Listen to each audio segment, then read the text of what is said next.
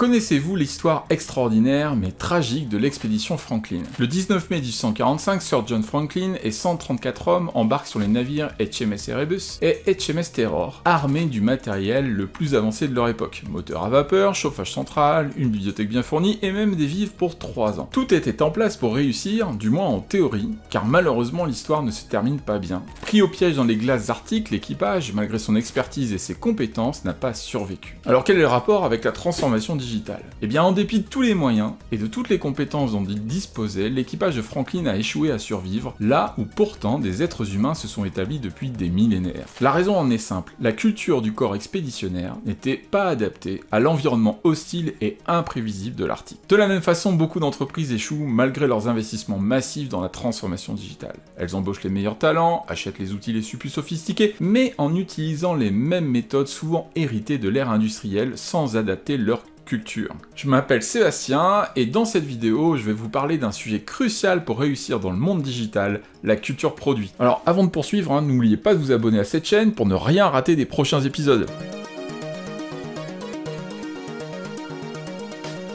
Parmi mes clients, j'ai régulièrement des sociétés qui sont très éloignées de la technologie et je dirais que nous n'avons pas alors les mêmes codes. Par exemple, il y a une réflexion systématique lors des premières réunions, c'est si on construisait des ponts en mode agile, bah ça serait Monsieur Hubert. Le problème avec une application digitale, un produit digital, c'est que l'utilisateur est capable de vous dire, quelques semaines après la mise en production, que finalement ce n'est plus un pont à 2 voies qu'il faut, mais une 2 x 4 voies avec un tramway au milieu. Alors vous pourriez me rétorquer que c'est l'expression de besoin qui n'a pas été bonne, que le chef de projet n'a pas posé les bonnes questions. Et là, on met le doigt sur une chose typique du digital. Dans la vraie vie, le client découvre de nouveaux besoins insoupçonnés dès que vous lui mettez une première version du produit entre les mains. Une application, un produit digital, ça n'a vraiment rien à voir avec un pont. Les grandes réussites du digital ont toute une caractéristique en commun. Et ce n'est pas la technologie, mais d'abord une culture adaptée, cette fameuse culture produit. La culture produit, c'est d'abord un profond remaniement de schémas mentaux, et à commencer par les schémas financiers classiques. En effet, lorsqu'une entreprise veut se transformer, elle réalise des investissements,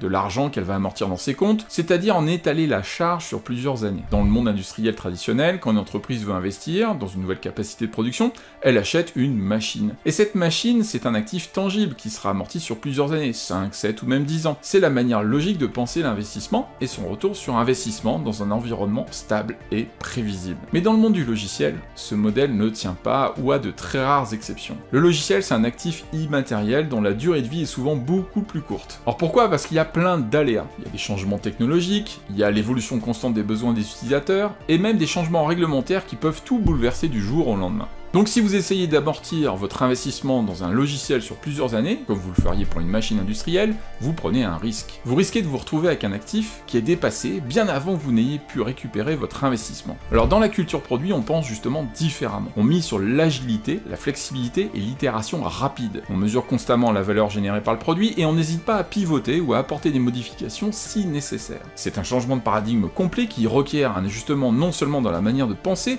mais aussi dans la manière de gérer les finances d'un projet. Cette culture produit, elle se retrouve dans les applications que vous téléchargez sur vos smartphones, et plus généralement sur toutes les offres dites SaaS, Software as a Service. Elles sont proposées selon un coût mensuel, avec la liberté de vous désengager quand vous le souhaitez. Pour l'éditeur, ça lui permet d'avoir une visibilité sur ses revenus récurrents, et pour l'utilisateur, la possibilité de profiter des mises à jour au fil de l'eau. Alors en entreprise, on a régulièrement besoin de développer sa propre solution logicielle, son application dite sur mesure. Dans la culture produit, il est préférable de partir à l'envers en termes budgétaires et de dire voilà combien je peux mettre par mois, ce qui définit un stock de ressources, développeurs, hébergement, etc. et de construire le produit selon le rythme budgétaire. On peut alors aller plus vite au démarrage pour sortir une première version utile, puis ralentir, tout est flexible. Cette contrainte, c'est un paramètre vertueux. Elle permet de se concentrer sur l'essentiel, de ne pas se perdre dans le long débat pour savoir qui aura son bouton ou sa fonction. Car évidemment, vous imaginez que chaque collaborateur considère son besoin comme essentiel et urgent, alors surtout s'il est très haut placé dans la hiérarchie. Mais c'est une contrainte qui apporte paradoxalement de la liberté. La liberté de découvrir en chemin de nouvelles sources de productivité ou d'amélioration, des choses auxquelles on n'aurait jamais pensé sur le papier. Antoine de Saint-Exupéry a les mots parfaits pour l'exprimer. La perfection est atteinte, non pas lorsqu'il n'y a plus rien à ajouter, mais lorsqu'il n'y a plus rien à retirer. Tout l'art du développement digital, c'est donc de distinguer l'essentiel, la valeur, du superflu, du gadget qui fait plaisir. Ce que l'on doit toujours avoir à l'esprit, c'est l'objectif, le sens, ce qu'on appelle outcome en anglais. L'outcome, c'est ce qu'on doit distinguer de l'output, c'est-à-dire du livrable, qui prend souvent l'apparence d'un écran ou du fameux bouton magique qui fait tout. Parlons maintenant de l'agilité, qui est bien évidemment au cœur de la culture produit. L'agilité, c'est d'abord un ensemble de principes. Auparavant, en conception logicielle, chaque phase devait se dérouler les unes après les autres, l'expression des besoins, cahier des charges, le développement, les tests, etc. Résultat, les projets ne sortent jamais ou n'atteignent pas leurs objectifs. La communauté des développeurs s'est emparée de ce sujet et a imaginé une liste très simple de principes, le manifeste agile. En résumé, ce manifeste prône 4 idées clés. D'abord, l'importance de valoriser les individus et leurs interactions plutôt que les processus rigides. Ensuite, l'accent est mis sur des produits fonctionnels plutôt que des montagnes de documentation. Et troisièmement, une collaboration étroite avec le client est toujours privilégiée à des contrats verrouillés. Et enfin, l'adaptabilité au changement est considérée comme plus cruciale que le suivi strict d'un plan initial. L'agilité, ça permet de tester rapidement et de prendre conscience du réel besoin. En effet, l'utilisateur final a souvent du mal à se projeter dans un nouveau paradigme. Il formule ses besoins en fonction de ce qu'il connaît déjà, en se basant sur les outils, les tableaux Excel et les logiciels qu'il utilise quotidiennement. Cette limitation cognitive, elle est naturelle et c'est là que l'agilité trouve son utilité. Cette approche itérative est au cœur d'un livre, sans doute le livre incontournable de la culture produit, Continuous Discovery Habits de Teresa Torres. Ce livre regorge d'idées, de bonnes pratiques, je ne peux que vous encourager à vous le procurer. Alors le titre en français, ça veut dire les habitudes de la découverte continue, et c'est un manifeste en soi. Le terme de découverte indique l'essence même de la culture produit. Que ce soit des besoins des utilisateurs, des opportunités de marché ou des solutions innovantes, la découverte ou l'exploration, c'est le mécanisme qui alimente l'innovation et crée de la valeur. Le mot continu nous indique que la découverte est un processus sans fin. Il ne s'agit pas d'une opération que vous faites une fois.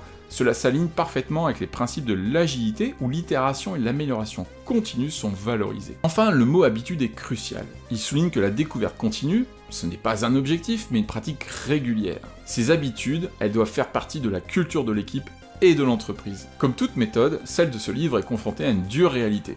Vous aurez beau embaucher un product manager, le gardien de cette découverte permanente du besoin, si un N+1 décide d'imposer sa vision coûte que coûte, notamment en jouant sur l'argument d'autorité, toute la culture s'écroule. C'est d'ailleurs une des raisons qui font qu'à titre personnel, dès que l'on me parle de méthode agile, je ressens un certain malaise. Alors pourquoi ? Parce que l'agilité, c'est devenu une sorte de dogme, si ce n'est pas un culte. À défaut de changer profondément son regard sur les choses, l'agilité est souvent digérée dans la culture d'avant. Beaucoup d'organisations font du faux agile. Elles utilisent le jargon, les outils, mais elles ne changent pas leur approche ni leur culture. Elles transforment un ensemble de principes très puissants en une simple liste de tâches à cocher, ce qui est complètement contre-productif. Pour vous engager dans la voie de la culture produit, je voudrais vous donner quelques repères simples et efficaces que je pratique sur le terrain. Tout d'abord, il faut toujours impliquer les utilisateurs finaux dans un projet. En effet, un collaborateur a toujours tendance à associer son métier à des gestes, à des tâches. Et si on les transforme sans lui, le collaborateur peut se sentir dépossédé de son métier. Ce n'est qu'un sentiment, car en réalité, un métier ne se définit pas par ses tâches, mais bien par son impact, son outcome. Ensuite, il faut miser sur le principe de small is beautiful. Par exemple, saviez-vous que ChatGPT, c'est le fruit uniquement de 3 personnes chez OpenAI. Alors bien sûr, cette équipe, elle s'est appuyée sur des compétences plus vastes, sur des outils techniques existants, mais cet agent conversationnel, qui est en train de révolutionner le monde, a été produit avec des itérations rapides par un petit nombre de personnes à qui on a donné toute latitude pour y arriver. C'est tout simple, s'il y a trop de personnes sur un projet, vous risquez de passer des heures en réunion sans produire quoi que ce soit, car chacun voudra avoir sa voix au chapitre. Les géants de la tech, malgré leurs milliers de salariés, continuent d'appliquer ce principe. Jeff Bezos, le patron d'Amazon qui a le sens de la formule, explique qu'une équipe projet ne devrait jamais commander plus de 2 pizzas pour le déjeuner. Mais il a aussi pris des décisions radicales dans des phases critiques de son entreprise. Par exemple, le PowerPoint est strictement interdit. Tout document doit être rédigé, ce qui contraint le rédacteur à soigner sa pensée, à sortir du slide ambigu et peu concret. À un autre moment, Bezos a coupé dans les effectifs en estimant que les diplômés d'école de commerce étaient surreprésentés par rapport aux développeurs, par rapport aux techniciens, alors que le premier métier d'Amazon, c'est la technologie. Et oui, dans un projet digital, la maîtrise technologique est prépondérante. Vous pouvez avoir la meilleure culture produit du monde, si vous n'avez pas les compétences techniques, vous n'irez pas bien loin. Alors méfiance aussi s'il y a des rockstars ou des divas, on cherche à créer une équipe multidisciplinaire, alignée sur un objectif commun. Une autre remarque, si l'effectif de gestion du projet est nettement supérieur à l'effectif de développement, alors c'est pas une bonne nouvelle, vous êtes en grand risque. Vous l'aurez compris, le plus grand défi dans la transformation digitale, ce n'est pas la technique, mais bien la culture. Et la culture d'une entreprise, c'est comme la force gravitationnelle, il faut beaucoup d'énergie pour s'en extraire, pour ne pas retomber dans les vieilles habitudes. Cela demande un leadership fort et une vigilance de tous les instants. Voilà, j'espère que je vous ai donné quelques repères utiles sur la culture produit. N'hésitez pas à me poser des questions en commentaire et je vous dis à très bientôt.